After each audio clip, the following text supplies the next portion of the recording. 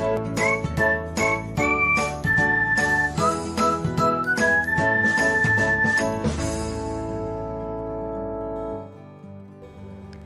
everyone, welcome back to another episode of Technologyglance.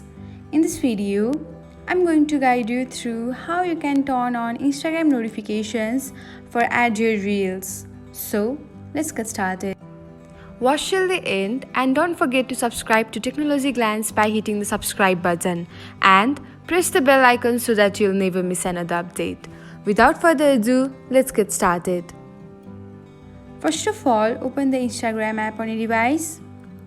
Now tap on your profile icon and then select the hamburger menu. Next, tap on settings and privacy. After that, open notifications and then select live and reels. Here, scroll until you can find add your section, and once you do, tap on the button beside on, and that's it.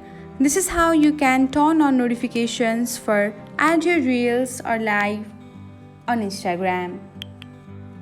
Thanks for watching. If you found this guide helpful, we will love it if you hit the thumbs up button below. We upload great new tech tutorials like this one every day. So don't forget to subscribe to our channel and hit the bell icon to get an update as soon as we post a video.